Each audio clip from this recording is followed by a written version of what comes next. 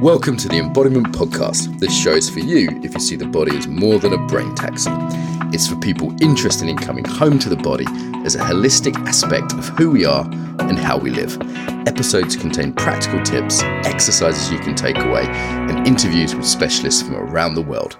I'm your host for today, Mark Walsh. So on the show today, Atlas Talisman. He is a game designer and the director of the Open World Theatre, joining us from New Zealand, notorious on the internet for all kinds of fun things. The session went down well at the Embodiment Conference, and I thought it would be a nice excuse to get him on. So Atlas, welcome.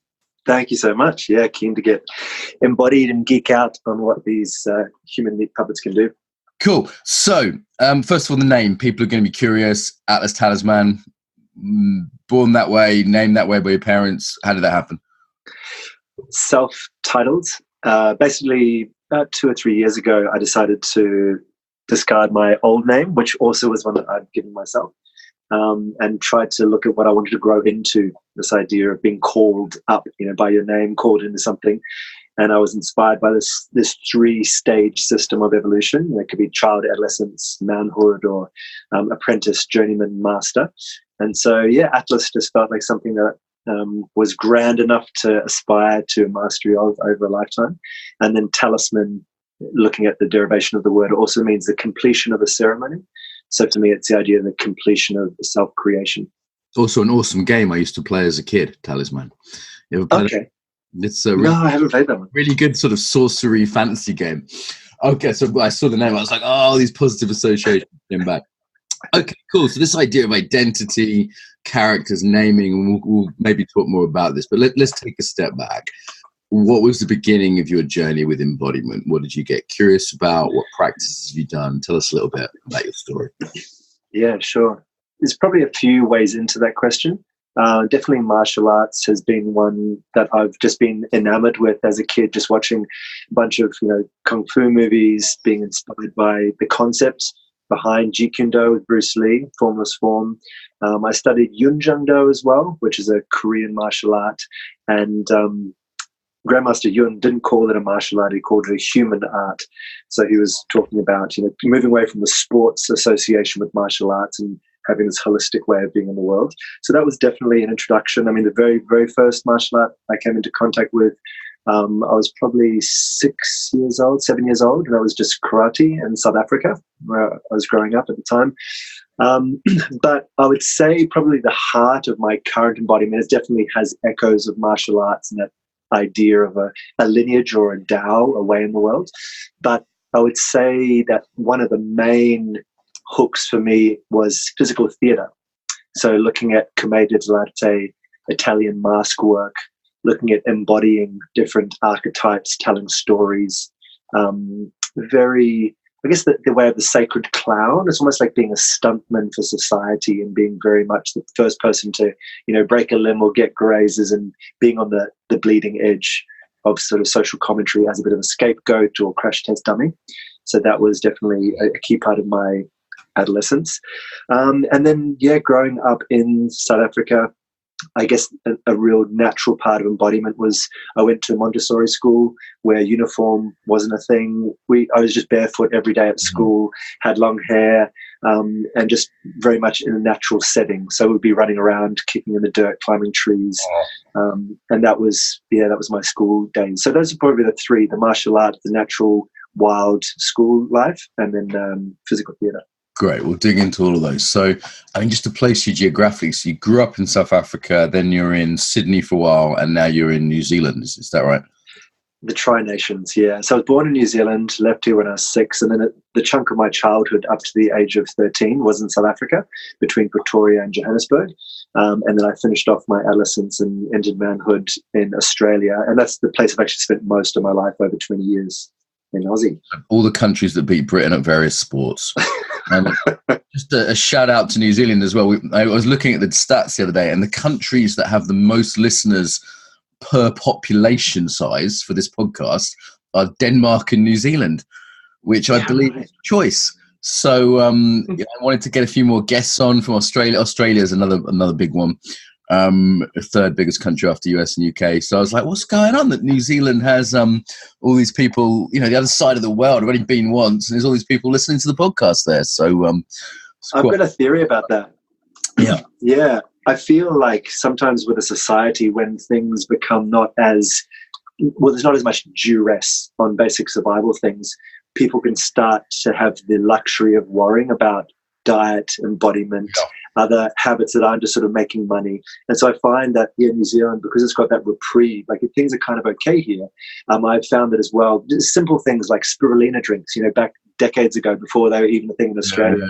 I'd come back here and there'd be people worrying about organic food and spirulina bars. And so, yeah, it's a bit of a luxury, but I think it gives us the chance to move beyond the quick caffeine sugar hits and come to something a bit more holistic and integrated. There's a way in which New Zealand feels far from anywhere. Like it's a few hours flight even from Australia, right? You're just doing that flight this morning, you told me. And it feels kind of, it's got that old 1950s British safe niceness, like the pace of the modern world isn't quite there, but it's also got this sort of magic, like steam and magma bubbling up from the ground and indigenous traditions. And it's sort of that mixture of sort of hippie, but it's grounded. Like all the people that move there, you didn't go across the world to start a sheep farm if you weren't a grounded, solid, practical kind of person, right? There's a practicality to the place and also a sort of magic. And as you say, like a spaciousness maybe for worrying about some of these other things. And I really like that combination. If it wasn't so fucking far from anywhere, I'd probably move there.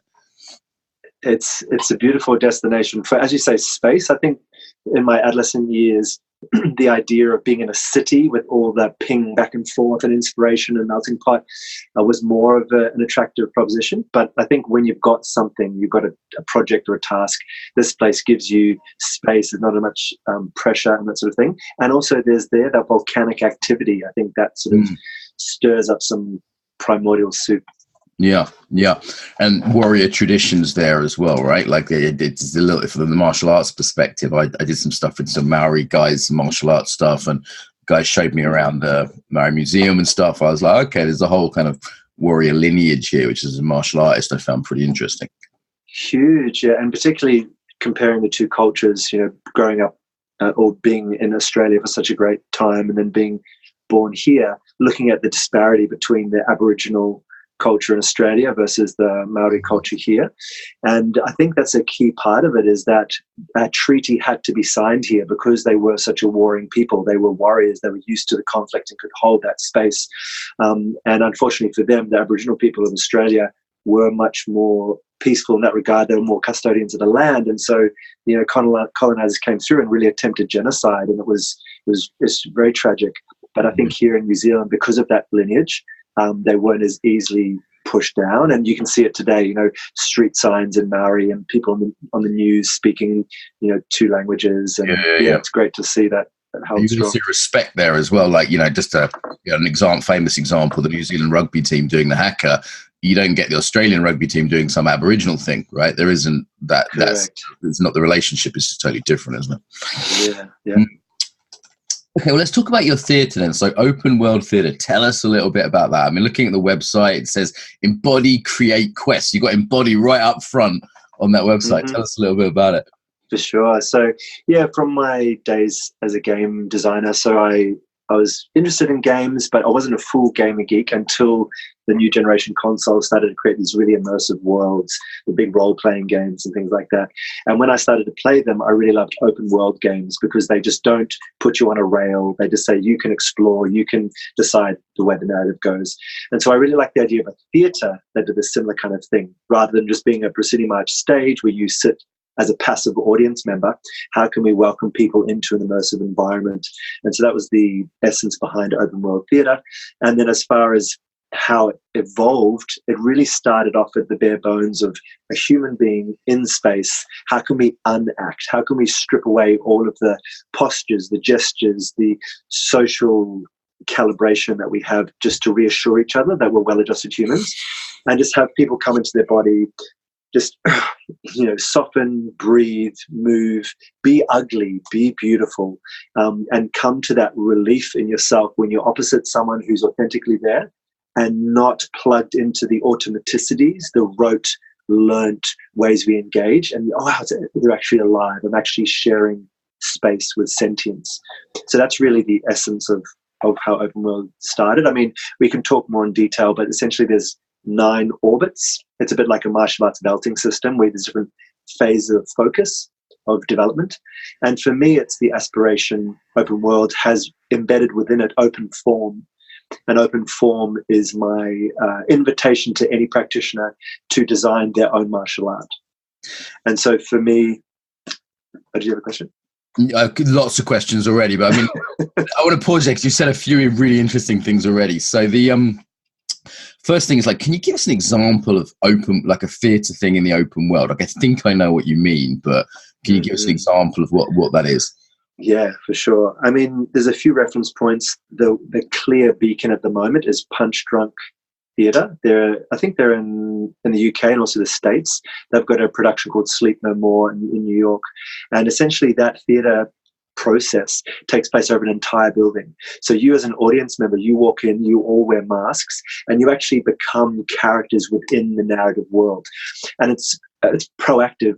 You know, you have to sometimes run behind the protagonist. You can go into other rooms, open drawers, there's things from the narrative. Sometimes someone will come and just take you aside from the group and you have sort of a one-on-one interaction. So that's kind of one of the leading groups that are demonstrating the potential for immersive theatre and experiential design. But beyond that, see, I think even that is too hemmed in. I think back to my first glimmer of it. It was a movie, called Game, or The Game, with Michael Douglas in the mid-90s. Yes. And in this one, he just calls up and says, I want to buy in the surface, gives the details, and he hangs up, and then that's it. Your life is the theatre of this experience. And so that's probably the extent that I'd love to eventually aspire to. And there is this tradition of sort of almost like guerrilla theatre as well, isn't there? Like, there's times when I've seen something happening on, say, a train, and I've thought, is this real? Like, it seems like it's a performance, or it's so crazy, or someone will say, it's your baby, John, and stand up, and I'm like, wow, all of a sudden we're watching the play of life, something's going on here. And there's that tradition of sort of, and it's been going quite a while, of doing quite provocative things in public, which make people question societal norms. Because this idea that we're acting anyway, right? We're all acting a certain role that we've been told this is how you do human civilizedness, Exactly. And when you come back to the embodiment kind of concept of rewilding, I think that can be done on so many different other elements, socially, emotionally, intellectually, sexually, all these kind of other spaces. And so, that kind of stuff. I think there's a group or a movement called Improv Everywhere, which is that similar kind of thing where they just do these sort of flash mobs and experiences and things like that. But you've hit the exact heart of the purpose behind open world. It's to reclaim, or maybe I could say reactivate, the public space as a place for interaction and engagement, and to not feel like this world has been claimed and battened down. We just have to learn the rules and hopefully we get by with a gold star or a tick. It's actually saying that these are important crucibles, these cauldrons for us to actually understand what the human experience is beyond our little nuclear families. And so open world theatre does exactly that by reframing. Well, one of the lines is unframe art, untame artists. So it's taking that art out of the frame, out of the gallery, out of the theatre, and into life. And art has a great way of encouraging genius, creativity, bravery, innovation, rebelliousness. And then as you slowly dissolve the edge, you go, I'm behaving this way because it's a theatrical thing, or it's a game. I've pimped out my character. I'm doing these crazy things. I'm doing a wheelie down the street. And then suddenly you go, you're just doing that in life. Right. You realize the kind of emptiness of actually just anyway you're playing that game, whether that game is businessman on his way to work who doesn't make eye contact with beggar, that's a character, that's a role, right? And people are in those roles. And for example, a very British sort of social rule is you don't really talk to strangers. And my mum, from an Irish background, she just break that all the time growing up. And at first I used to find it embarrassing. Then I realized how liberating it was, and other rules that you can just break. And there's all sorts of fun games for playing with this, like standing the wrong way around in an elevator. What makes it the wrong way round? It's like, and it's uncomfortable because we're so wired to conform to even these little sort of social things. And when you realize, like, oh, you can just start a conversation with someone, or you can sing, or you can dance in the street, or, you know, whatever those things are. It's like, wow, this is hugely liberating, that most of these rules aren't hard or enforced through violence or law or anything like that. They're just sort of subtle social pressure. It's the only way to control a populace. I mean, you don't have to go deep into conspiracy theories or anything, but there is an element of control and adjustment that, as you say, we hold in on ourselves. We are the inner policeman. You know, we're not in manacles and shackles. It's totally a social construct within our heads. And evidence of that is this simple little game that I play called No Training. And I send people out to try and get a no. Try and get someone to reject something. Nice. But the qualification is you have to be willing to go through with the proposition if they say yes. Got it. And so it's really, I mean, I went up to someone and asked if I could text one of their friends on their phone. and I got a yes from that. I had someone, one of the other guys training with me, there's a woman actually, going and asking if she could stay at like no introduction, just walking up to another woman and saying, oh, can I stay at your house tonight? And the woman just balked for a moment, was like, oh, well, I guess maybe just one night, you know. And there's just recently I was in Melbourne, and a woman walked into a gallery and said, she was trying to get the no. She said, oh, can I sing in the gallery? And the woman said, oh, yeah, you can. And she said, oh, are you going to be loud? And then the student said, oh, cool, this is a chance to get a no. She said, yeah, I'm going to be like singing at the top of my lungs. The woman said, I guess that's okay. And you let her go in. It's quite amazing, actually. Is I learned this when, I was doing some online dating years back, and I was dissatisfied with it. And someone said to me, you can just walk up to people and ask them on dates, and there's a sort of way of doing that that's ethical and polite. I said, like, it's not sleazy, pick up. And no, you can just say, hello, I think you look nice. Do you mind if I talk to you? Like, and I realized you could do that. And all of a sudden it was like, oh my God, I've gone 15 years of my post-pubescent life not knowing I could just walk up to beautiful women and say hello. Like, this is outrageous. And when I do the way the word falls open, you like you're a magician, don't they? They look at you like, you can't do that. And all the weird reactions of either anger or fear or incredulity or jealousy, or just like a huge range of emotional triggering when you do something you're supposed to not be able to do. Mm-hmm. That's the magician, yeah. Like when talking about these different archetypes we play with, and it's just the illusion. It's not actual quote unquote magic or supernatural powers. It's just being able to reach through an invisible wall. It's like, oh my God, you put your fist through. Oh, it wasn't a wall at all, but it does seem, like magic. And say more about this, like taking on characters or roles, and giving yourself a name. You said you had another name before that. Like this fluidity of identity, I think is really interesting. I think it's one of the key liberation points, this idea, Buddha's concept of dying before you die. And so this idea of not being so attached to our ego, sometimes we defend it, this construct, this story that we've built over these years, as though it's really ourselves. And so often that will limit our response to different opportunities that open up. It will be something that will also go in violation of our instinct. Sometimes, you want to get up and dance, or you want to just declare your love, or you want to stand up to someone who's cowering in the corner and being beaten up, or whatever it is, these life situations. And yet rather than going with our full integrity or our full presence at that moment, we refer, it's like going on a via, we refer to this construct. Am I the sort of person that does that or not? And so my attempt to liberate from myself from that is being quite fluid with identity. So I had a birth name, as many of us do. I changed my name legally probably 12 years ago or so. And that for me was a chance to try and merge my art and my life. I remember watching an interview with Rowan Atkinson, physical performer who I just adored growing up. And I saw the huge disparity between his online persona of Mr. Bean and his real life character, Rowan Atkinson. And it's fair enough. You don't have to be your characters. But I thought, no, I don't want to have that black and white distinction. I actually want to live. If I champion an idea on stage, I want to champion that in life as well. So I kind of dissolved that distinction by adopting my stage name as my legal name. And then I got to a point about 2 or 3 years ago where I thought, you know what? From that perspective, from that identity or point of view, I've probably made all the moves I can in this game. Right. There was a certain flavor of my life. I was like, you know what? Like, I know where this is going to go 10 years, 20 years from now. I kind of get the end game for this. And so I just really wanted to die to that. I used to wear a lot of color. My name was at the time Bravo. And so I got rid of the name Bravo. I got rid of all my color, just wearing black as a kind of, mourning, I suppose. And more so than mourning, it was trying to come back to the void, coming back to the nothingness, the no one, that emptiness from which anything could sprout.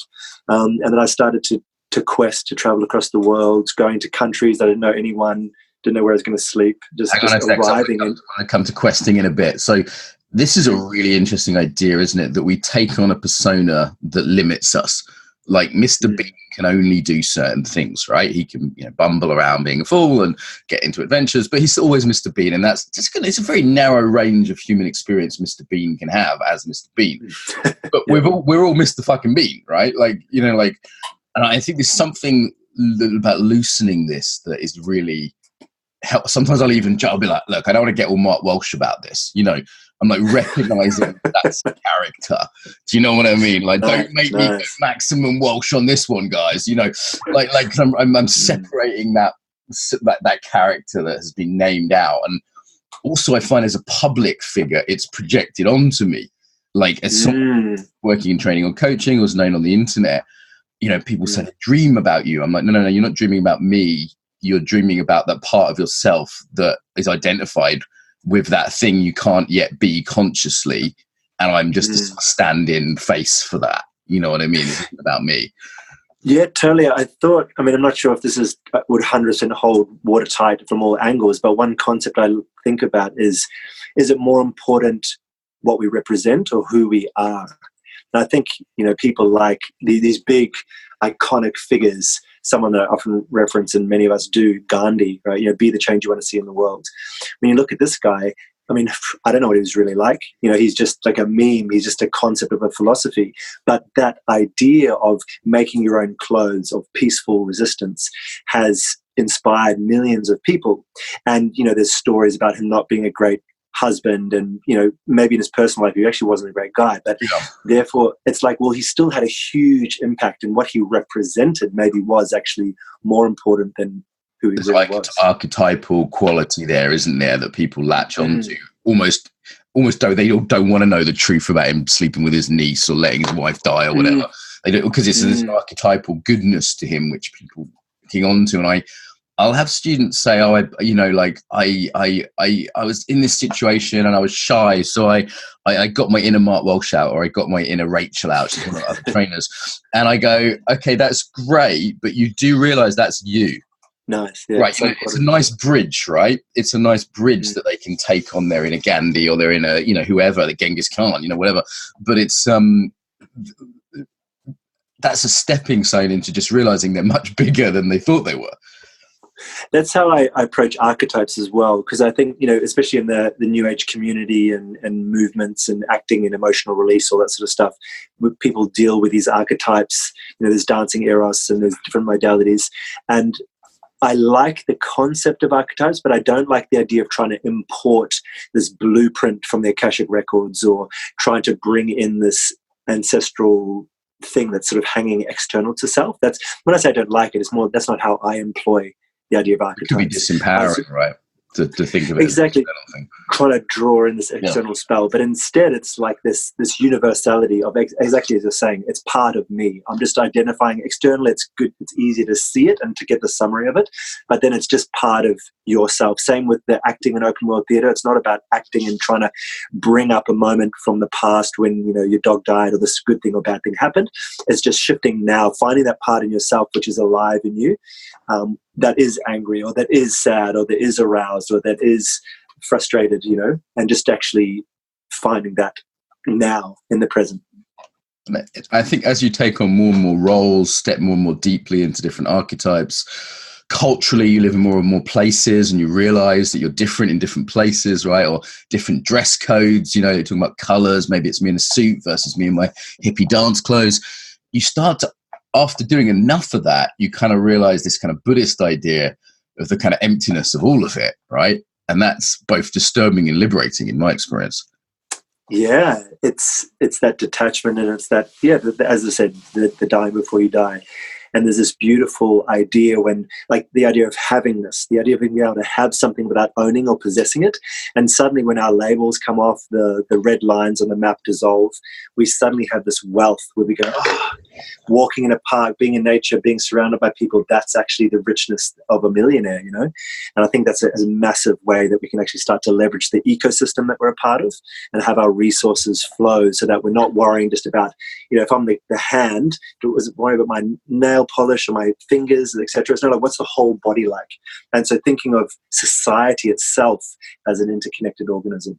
Yeah. Nice. And I think the body is so helpful for these playing with identity, because just shifting the body loosens that structure of this is how I hold myself, so this is who I am, right? Like that's why all actors work with the body. They can't ignore it. Yeah, I remember the first time it really hit me was when I saw a photo of my grandfather in the coffin, and I just saw how his body, like his face was no longer his face. And it gave me this idea of, well, he was really imbuing his personality. Now in open world, I call it energy scaffolding. Like he was propping up his very features with that life force, that essence, that personality. And so I see it to be this very amorphous thing, the body. You know, our posture, how we breathe, where we breathe into, where we lead from the body, all these sort of things. It can be shifted by the intangibility of the energy or the chi body or whatever you like to think of it as. But that's, a very exciting place that I'm definitely exploring. It feels very much like a novice in that area. My quote unquote, genius, or the area I feel I was born to play in would be more the creative space. But as you say, the body is a channel directly to play with that stuff.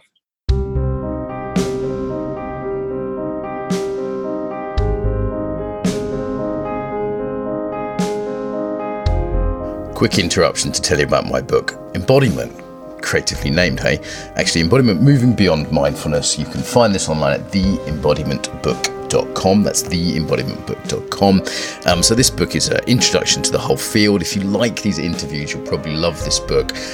Funny stuff, poems, personal stories from my life, illustrating what embodiment's all about, and loads for professionals in the field too. Top teaching tips, language tips, that kind of thing. Yeah, a real condensation of everything I've learned about embodiment, basically. So you can get pre-orders at Amazon.com, and if you just put in Embodiment Moving Beyond Mindfulness, that's the name of the book, or go to theembodimentbook.com. On there, you'll see quotes from various teachers, a bunch of fun illustrations, and you can also get the first chapter completely free online at theembodimentbook.com. Enjoy, and back to the interview.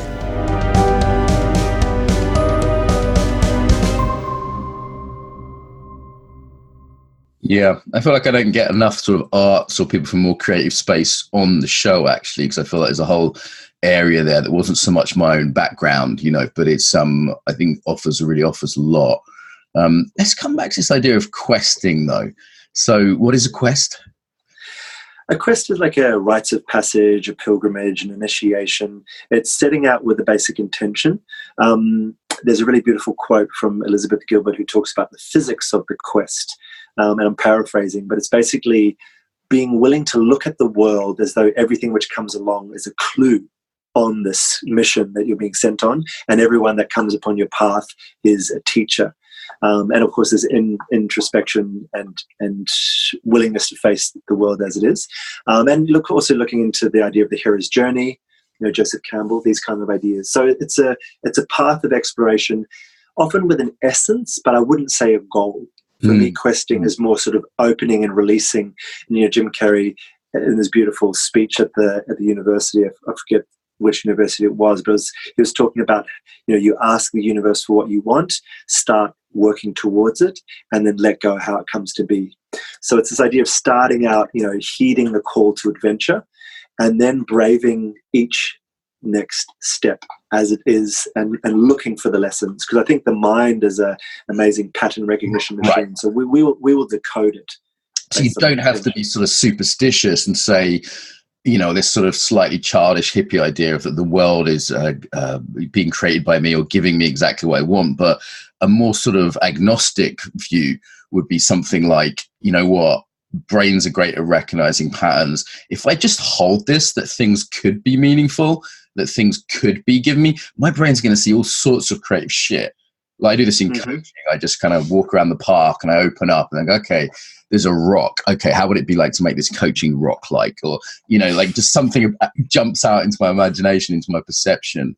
Another thing that's interesting to me is this word quest sounds archaic. It sounds like something out of, Beowulf or something, thousands of years old.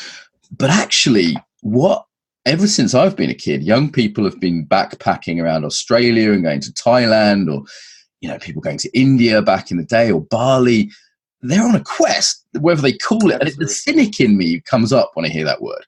But actually, that's exactly what young people have been doing for a couple of generations now. Absolutely. It can be as simple as walking. It doesn't have to be anything grander than that. But it is this idea of coming back down to an unfolding. And I think that the unknown is a big part of that. Often in our modern day, because we are so cerebral, we've got Google, we've got so many things mapped out, we've got modern history to reference, we've got trends. It's all kind of known, and we can insulate ourselves to have a predictable life. We can make our money so that we pay people to give us the products we want. We pay for accommodation. We know exactly how we'll get it from A to B, and we cut out all the potential tangents. And so for me, that's a key part of the quest, or the wandering, just wander and be observant of your environment and be willing. Comes back to this identity piece as well. What would it be like to leave your home and be open, not even necessarily looking, but be open to not coming back? Yeah. If an opportunity arises, go with it. So it's that openness to possibility, the not knowing, the viewing of the world as a potential rather than I've got a plan here and I know what's happening. And, that's why people from Britain always used to go to Australia, because it's the other side of the fucking world. It's like the mystery on the other side, or go to somewhere that they know is a bit dangerous, or they could get at least, get a food infection, a stomach bug in India or whatever, because they want that little bit of danger. And, I worry that sort of when you're mapping it all out on TripAdvisor and you've got your mobile phone in Bali, figure out the best restaurant just by Googling it. And, maybe that takes some of that unknown quality away. And then the journey becomes, I wonder if because of all that external ease now, we've kind of got there's another generation that's gone a bit inner again on their questing. Do you know what I mean? Hugely. Yeah. I think that, the huge quantity and ratio and population of depression and these kind of neuroses and psychoses when the external environment is not engaging us. I remember when I was just helping out at an AIDS hospice in South Africa and walking through these shantytown kind of spaces, and just seeing the amount of people out at play, the amount of song being sung, the joy. Not to say that that's a great way to live, but I think there's something about the human spirit that we thrive under these sort of hardships. And when everything's curated and everything's comfortable, we just eat ourselves. There's maybe not enough stimulation or something, but we definitely go inwards and start. That's deeper than any external quest. It can be a dark place. Okay, well, one thing I have to ask you about then is the poo wizard stuff, because I was Googling you before having you on here, and interestingly, your website didn't come up. What came up was a load of articles in like the Sun and the Mirror and like really big British newspapers. These are the sort of top tabloid newspapers in Britain, the most wide read papers. And they sort of fixated on a video that I'd seen that you'd shared on Facebook. I think I saw the video before it got picked up as a story because I follow you on Facebook. Of you putting crap on your face. You're putting shit on your face. And I didn't know whether the video was a joke. I didn't know whether it was just, shock value, whether you were trying to make a serious point about reclaiming, our biology. But it seems to have been picked up as a bit of a phenomenon. I only just learned that today. Yeah, well, it's all of the above. Like all of your questions are kind of combined, and I think that's a big part of open world theatre as well. Is there's no acting, there's no performance. It's all experiential and real. But at the same time, there's the irony of the character, like the intelligence level. All these kind of things that they're slightly tweaked for the experience. But I'm happy to answer any particular questions, but in summary, I'm part of a number of different little communities, one of which is the New Age movement and people reclaiming, particularly with my partner, working with blood love and the idea of female menstruation and really connecting with the body and unshaming, removing stigma from things which are very so natural. people might not know about this. There's a movement where women will take menstrual blood and they'll put it on their face, or they'll taste it, or they'll say, look, this is part of me. This is no big deal. It's blood and hormones and a bit of other stuff. Come on, guys, kind of get over it. This is part of our embodiment. What's the big deal? Exactly, yeah. So the comedian in me was like, okay, cool, what's the next step? I'm always, as a creative and innovator, I'm like, well, where else can we go? What else have we got to play with? And so poo was the obvious, the sort of the end game, I guess, of where I could go with it.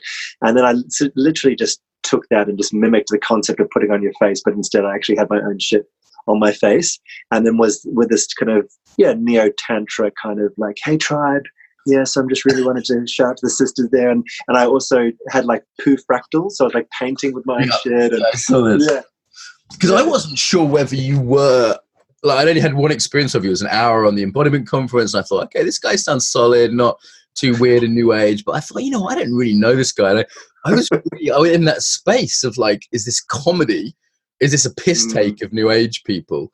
Or is he actually someone who thinks this is a really good idea? And I can sort of see the grain of truth in it being a good idea. Basically, I was thinking, well, it's not a good idea, but I can still see how you could make a case for that as an embodiment teacher. Exactly. There are like a lot of good, let's think with comedy, I think, we have it as a platform to make so many good comments about society and about humanity. And you're right, there's so many good points within it, which is why it's on the borderline of being legitimate video. Because there is this concept, particularly around male sexuality, and through our sort of homophobia and discomfort with our own anal pleasure and things like that, we just don't, hands off the prostate, we don't connect with this really important part of the male anatomy. And we know, of course, prostate cancer and these kind of things, it's important to connect and have a revitalized sexual productivity there, or circulation and connection, all that kind of thing. But even just in the base idea of just sexual pleasure, like, can we just destigmatize that? So that's a really important part, is just the male anus. Like, let's be cool with it. It's part of our body. We've all got one. And then also, I guess, the idea of the immunity and the dirt, and maybe like poo on your face is a bit of an extreme, but I definitely, I don't wear shoes. I'm up for the idea of just not having this overly sanitized life. Right. Being okay with it. As a parent, you really get very well acquainted with human shit, with your changing the baby's nappies and that sort of thing. And I think that for me, that's the way I want to live life, is just I want to be right up with it. I want to smell it. I want to be sweaty. I want to be mixing with it. And I think that's a key part of embodiment as well, is actually removing the mental and the energetic repulsion or mania towards something or away from something. And we come to this really beautifully balanced middle ground where we can just see things as they are. Yeah, it's traditionally been a part of tantric practice, shit, as much as sex, actually, hasn't it? Like, in terms of sort of looking at making oneself neutral to things and saying, moving away from repulsion. But as you say, this kind of modern world bleach obsession with sanitizing everything.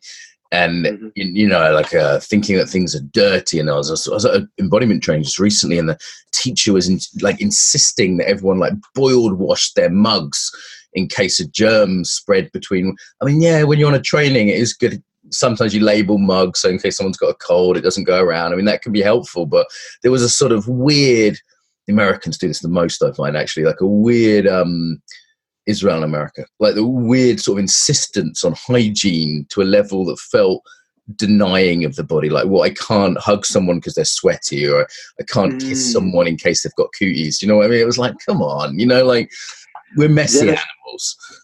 Absolutely. And that fear, that basic kind of fear, is what it all comes down to, which ultimately is, I'm worried that I'm going to die. Like, that's kind of the baseline of it. And it definitely works in with questing as well, is the idea of, all these amazing adventures and things. The crux of it is, can you sleep outside? And can you not know where your food's going to come from? Wow. And those two things, they're such a baseline thing that I think there's this primal part of us which just starts to shudder at the idea of it. But it's such an important rites of passage just to go out and know that there's no guillotine hanging over your head if you don't have the right, tokens to pay for your right to be part of society. Like, it's okay. You will survive. You can fast for a day or two. You can sleep outside. And once you feel that reality, you do survive. there's this softness and accessibility in the world. It just sort of really opens up. Yeah. I remember fasting I've done for a few times, and it was really freeing. It was like celibacy, the same thing as a practice. Like, I'm not going to die if I go a day or two without a meal.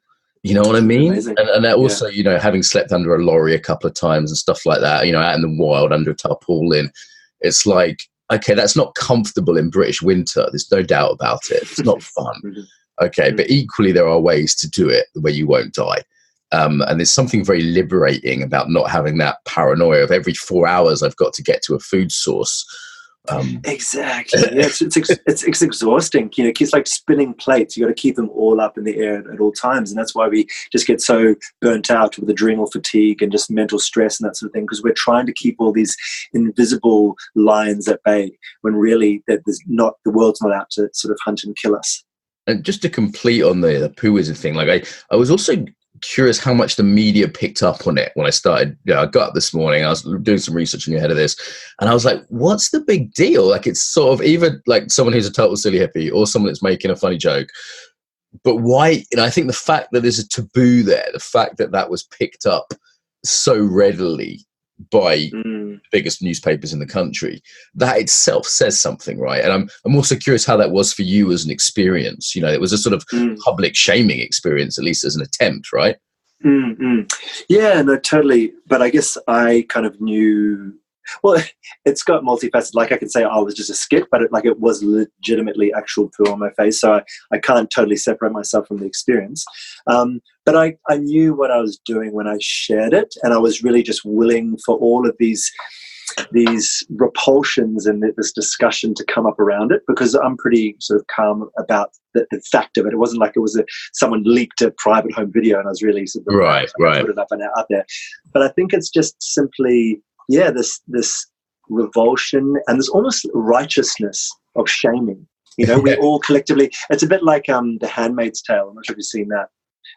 It's great. If you haven't seen it, I recommend it. Yeah, shame. You know, we get around to this collective mentality of pointing the finger and almost getting high on each other's disgust. Like, oh, how revolting is that? And we have this group pack mentality. So I think that was why it was so readily shared. And, you know, it's clickbait as well. People, you know, whatever it was, Sun and Mirror and I think Lad Bible and stuff like that, they just obviously want people just to click and read. So I was totally cool to surf that wave. It was fun. Okay, cool. All right, so what have we not talked about? You sent me a few subjects ahead of time, just looking about the gross side of embodiment. I guess we're kind of touching on that. Maybe we can talk more about games, because you're the sort of first big games. And I'm quite a fan of games. You know, I used to play a lot of fantasy games and war games as a kid and immerse myself in those. I think it really developed my thinking and ability to imagine different futures, strategic kind of stuff as well. Yeah, talk a bit more about games. So the most well-established kind of test run of a game was when I started a festival called New Kind Festival with my business partner at the time, Erfan Deliri. It was in Tasmania, and we set up this fictional world, which we said, cool, you know, the environment crisis has come to an all-time high. It's time to leave Earth. Like, we can't save this planet. It's time to head out. And if you were to seed a new planet with us, you've got to choose a faction to be a part of if you're going to be a worthwhile member of society to contribute. So are you going to be an administrator? Are you going to be an artist, a farmer, a healer, a scout? And from that fictional world, people assembled at the festival, they choose an identity, and we essentially played this game. And so when you went to a workshop, we had these little RFID tags, so you actually scan them, and that would accrue points towards your character, like a role-playing game. And so by doing these workshops, you were building up your character, and if you unlocked enough points, you got beast mode. And so that was my first, you know, legitimized attempt at an alternate reality game.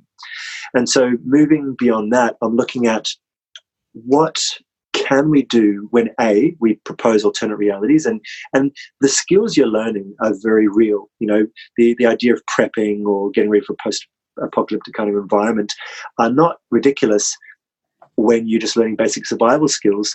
And also the idea of an apocalypse for me can come at different scales. If you have a natural disaster come through your town, that's apocalypse in a very localized setting. Or if you go down the wrong alleyway, you know, late at night, that's like a personal apocalypse. You know, for you and that person who's going to mug or rape you, whatever, all societal rules are off. So that kind of prepping for the zombie apocalypse or whatever has legitimate value. But beyond that, I'm also interested in this idea of crowdsourcing. I think that in the modern day, we're starting to leverage the capacity for our collective intelligence, the collective problem solving, and also our collective resources. And so the new game that I'm trialing at the moment is called Vicarious. And with Vicarious, the idea is, what would you do with a human life if you didn't have your personal inhibitions? What would you do with a human avatar if someone handed themselves over to you to control? And I see there being value at both sides. So we're actually doing this. It's me and another friend. We just trialed it in Australia, where we'd be on Facebook Live. I'd have my Facebook Live camera facing forward as a first-person point of view. He would have his camera as a third-person point of view. And then we just got suggestions from comments in Facebook. Where should we go? What should we do? And then we evolved it beyond that to a Zoom call. So we had a bit like Herman's Head. We had like 3 or 4 people actually directly directing where they should go. And I'm also evolving that to have different functions or different capacities within the human psyche. So one is going to have the more logistical quest mission-based role. Another one's going to have more of a motive social responsibility role. Another one's going to be directly puppeteering the actions and that sort of thing. But the two sides of the coin for me are, what happens if someone didn't have your personal limitations, your self-sabotage, the lack of discipline? Could they actually evolve your life to a higher state than you've gotten it to? So as far as being played, your life can, it's real world, so your life can legitimately be evolved. And the other side is just a fascination looking at that God complex, like, well, what would I do? What would I do with another human life if I didn't have to be embarrassed? Or, how far can I push it? And we see people with video games playing their characters, going on these big quests, buffing up to like level 100 or whatever, and in their real lives they're struggling in so many aspects. Can't get to the gym. So it's just injecting that into the real world and seeing how much capacity your mind has when your body's not the limitation. Interesting. Very interesting. Yeah. I think the capacity for games is underrated. It's really underrated. When people think of a game, they think of a sort of distraction, something, like a bit of fun or whatever. But I've seen games really enliven things. And as you said, I was part of a game that took about 2 weeks at a hotel where people had to kill each other, basically. And you were told you had to murder a particular person with a particular weapon. So it might be like you had to kill them with a deck chair on the roof of the hotel. So you'd have a way to get them to the roof of the hotel, and an excuse to have a deck chair there. And if you killed them, you got their person to kill. And and the last few people are sort of paranoid, be like, "Oh, can you come into the office and talk to the boss?" They'd be like, "Why? Who's in there? Maybe let's meet in the garden instead." It changed for 2 weeks. It changed the entire day. Everyone was super aware, super creative, having loads of fun. Just by playing this game in the hotel, there's a sort of, and it didn't take a lot of time or anything. It was just something we did around the normal activities of the hotel. But it made me go, this whole, you can change an entire, in this case, business, entire 50 employees dynamic just by putting in this kind of fun game. Exactly. That single shift that can happen is basically your eyes suddenly become attuned because you're looking for the cues, you're open. And of course, that's just a state of wonder. That's, how we ideally could be living all the time. But that game layer just helps everything become alive with possibility. This is cool, man. We need to wrap up fairly soon. Is there anything that we haven't talked about that you think, this is key to what I do, or something that's really alive for me? You've got a small child in the background wanting your attention there. I've learned to recognize this look from guests. The look in the eyes, the frozen. Okay. Yeah, we're good. Yeah, you're good. No, I'm happy. I think, we've covered the essence of it. I mean, I think for me, maybe the last thing would just be to briefly touch on the idea of designing one's own martial art. Because I think a lot of open world theatre and what I like to do, naming myself, for example, the do-it-yourself approach to life, naming my own reality. I create the construct, the game within which I actually live. And so the idea of martial arts as well, I think that they are at their core, such a holistic, beautiful, physical, spiritual, creative modality through which to exist and to fully realize ourselves. And so, that's one of the key other things I like to call out to people, is to develop your own martial art, to really feel into what is your personal connection to spirituality or essence and consciousness and purpose? What is your natural way of activating your body? Because I do think that it's pleasurable. It doesn't have to be an arduous thing. There is a way that your body wants to move, and there's new ways to stretch, new ways to breathe. Beyond the physical, I was looking at creative. There's too much hands off of creativity because people worry about not singing the right note or not, getting the right award through the Actors Guild or whatever it is. No, reclaim our art. Just sing because we want to make sounds. Dance. Find your genius, and the genius being, per definition, the spirit that was attendant upon your birth. What's that thing that you were just absolutely born to do? Beyond that, the fourth kind of pillar that I work with martial arts is the healing modality. So I believe we've got medicine for each other. What do you innately do to soothe others, to bring harmony to others, and trusting ourselves to have a good effect on the world. And then the fifth pillar for the martial arts that I encourage people to devise is an act of service. What's something you can do to actually really be there to serve society, and through that access all of the other power and potential that's beyond yourself. So yeah, you're talking about a way rather than, you didn't actually mention any martial arts in this. So are you using that as a metaphor for a sort of life path, as it were? I think that's what a martial art is. I think that martial art. It's also a martial art. I'm challenging you a little bit here, Alice, because it's the whole point is that there's also, if you're going to call it a martial art, it needs to have a fighting element as well as the healing elements and the service elements, no? Well, that's the physical element. That's the second pillar. So the first is spiritual and the second is physical training. Okay, so that's where you'd see that, using that metaphor. The other slight concern I have is that it seems to me in the sort of modern spiritual supermarket, we're all designing our own thing. And there's a sort of potential sort of Western individualism, even narcissism in that. You know what I mean? We're all, it's my thing. We're all just designing. You go to Goa, go to Bali, wherever. Everyone's designing their own spiritual practice. And there's something dangerous, I think, in that. There's no surrender. There's no tradition. I wouldn't say it's dangerous. I would say it's dangerous if you want to maintain an institutionalized dogma. It's very dangerous. But I think that an individual connecting with their idea of whether it be spirituality or just their body, just connecting into you stopping, you feeling, you breathing. How many people are really connected with their gut when they eat? How many people are connected to this? Do you know when your circulation is being decreased in your body? They're very innate things. So I think it's great to have personal inquiry. At the same time, you're right about the narcissism and this individuality. But I think there's also this collective learning, this idea we don't need gurus anymore. And there's a mutual respect that I will listen to you, you listen to me. And it's a cross-pollination and a hybridization. And I think in even a lot of these new age modalities, they are drawing on yoga or martial arts practice or spirituality or meditation practice, and that's timeless. Yeah, and maybe a fairer characterization is to say sort of new benefits and new risks, right? The risk of a tradition is it becomes dogmatic and controlling. The risk of having no tradition is that people make up their own. There's different risks, different benefits, right? So that maybe it's a fairer characterization. It's a pendulum swing away from that institutionalization into the individuation. But ultimately balance is the best way. And also with the mutual respect, even if one person does go off on a very unusual tangent, they don't have the control or the force to enforce it on others. So it's cool, that person's gone way left field. Right, but I think that's also the diversification of a species. We're running in all separate directions at once. And natural selection will show us which way actually is the way forward. Okay, Alice, I feel like we could chat for another hour, but my Uber has just arrived, according to my phone, to take me to my next appointment. God, modern life is madness, isn't it? So where can people find out more about you? Is there a website or place people should go? Yes, please. Yeah, just openworldtheatre.com, spelled the American way with the ER on the end. And check me out on Facebook at this Talisman. And I'd just love to train with anyone else involved in embodiment and particularly gamifying societies as we recalibrate what urban settings can be.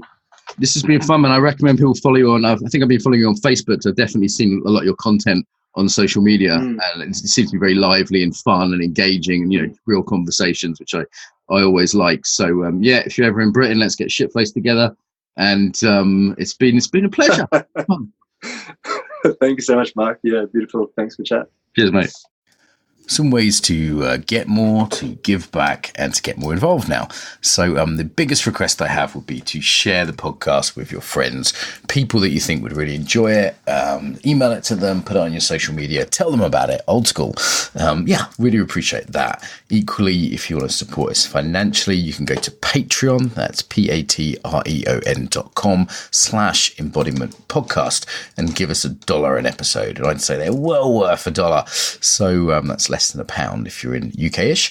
So yeah, please go there. On the embodiedfacilitator.com website is where this is hosted. If you're, most people I think listen to for iTunes. iTunes, we'd certainly appreciate a review. The way iTunes works means that a review means more people will find it. iTunes regards it as more important for searches. So even a couple of sentences review really does help as a little thank you to us. And if you want to go to embodiedfacilitator.com, you can see the actual, links to the sites. There's comments on there. The Facebook group tends to be where people discuss things. So if you go to put in the Embodiment Podcast into Facebook, there's a page which is relatively quiet and a group which does have some discussion on. So I will reply to things personally there. So also on the embodiedfacilitator.com website, there's all sorts of freebies there. There's videos, there's free ebooks, there's ebooks you can buy. And of course, there's our newsletter list. If you want to stay in touch and learn about things like the Embodied Facilitator course and our next Embodied Yoga Principles teacher training, then go to that website and you'll see a little pop-up and you can get the newsletter through there. Okay, so I think they're the main ones. Tell your friends, pay us some money on Patreon, give us a review on iTunes, send us your email if you want to be on the newsletter list, and get involved on the Facebook there. Bit long. Pick whatever you like that works for you. Until next time, welcome home to the body.